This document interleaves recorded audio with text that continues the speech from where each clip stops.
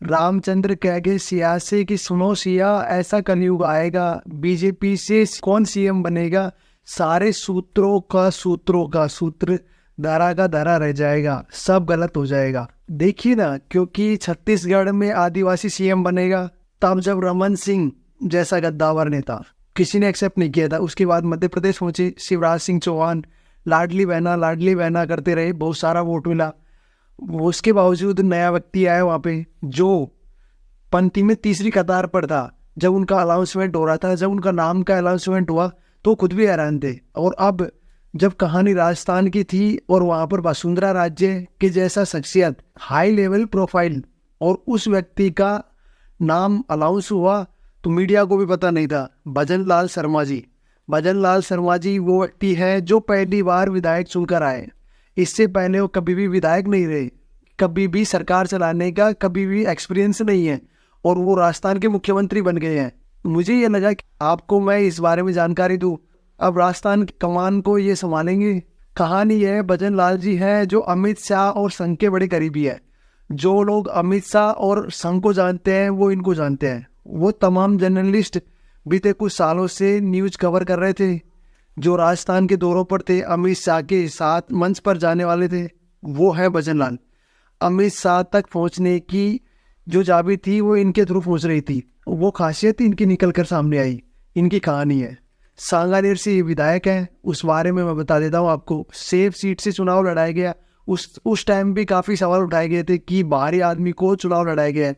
बात राजस्थान के मुख्यमंत्री की है, और उसके बाद में 2 डिप्टी सीएम बनाए गए हैं। एक नाम दिया कुमारी का है जो राजघराने से आती है, और दूसरा है प्रेमचंद बैरवा जो निकल कर आते हैं।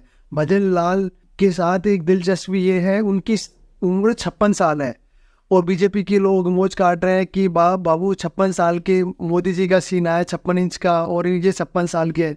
और बीजेपी वाले कहीं से भी जोड़ देते हैं आजकल।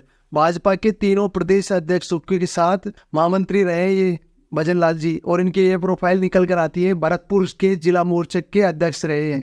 लंबा चौड़ा ट्रैफिक मोड़ नहीं है। संगठन में इन्होंने काम किया था। पहली बार विधानसभा का चुनाव लड़ा था, पहली बार ही जीते, और उसके बाद में सीएम पद के लिए आगे बढ़े और सीएम बने। क्योंकि यादव समाज का एक व्यक्ति मध्य प्रदेश में बनाया गया, आदिवासी समाज का छत्तीसगढ़ में, और उसके बाद में यहाँ पे ब्राह्मण समाज का राजस्थान के अंदर बनाया गया। ब्राह्मण लोगों को एक तरफ करने की कोशिश की गई है, बीजेपी की तरफ खींचने की कोशिश की है। ब्राह्मण समाज वाले बोलते थे कि हम बीजेपी को इतने वोट देते हैं बट हमको कोई प्रॉफिट नहीं मिला। तो ये पहली बार इनकी तरफ किया गया है, ब्राह्मण समाज की तरफ।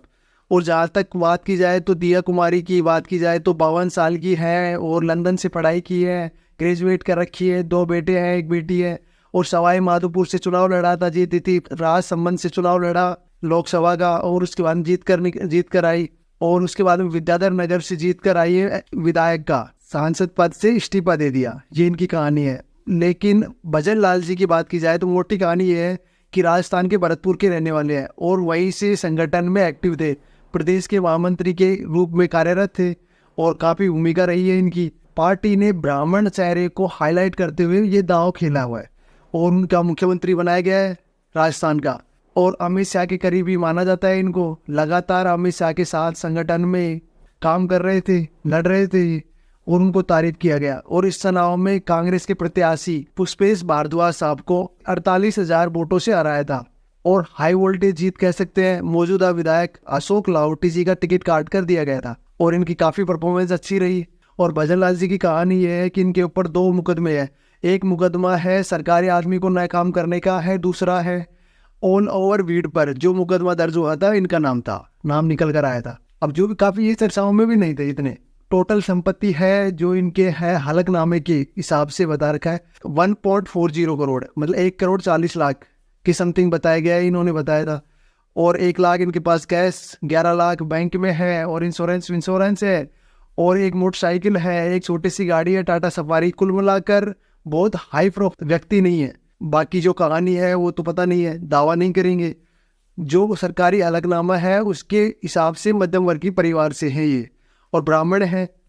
इन पर आरोप है कांग्रेस के ये है कि भारी होने के कारण इनके ऊपर लगाए थे आरोप इनके, और क्योंकि इनको टिकट दिया गया था सांगानेर से, और ये भरतपुर के रहने वाले हैं, और 48,000 वोटों से जीतना इनके लिए और ब्राह्मण समाज से आना अमित शाह से अच्छे संबंध होना और आंदोलन प्रबंधन होना इनकी क्षमता रही है और उनको नॉलेज करना, इस वजह से इनको काफी फायदा रहा और राजस्थान के नए मुख्यमंत्री के रूप में चुना गया। सवाल यही है कि आदिवासी, ओबीसी और ब्राह्मण बीजेपी में 2024 के मद्देनजर रखते हुए सटीक बैठेंगे, फायदा मिलेगा इनको। बाकी देखते हैं। अब इनको भजन लाल जी को हार्दिक बधाई है राजस्थान का मुख्यमंत्री बनने के लिए।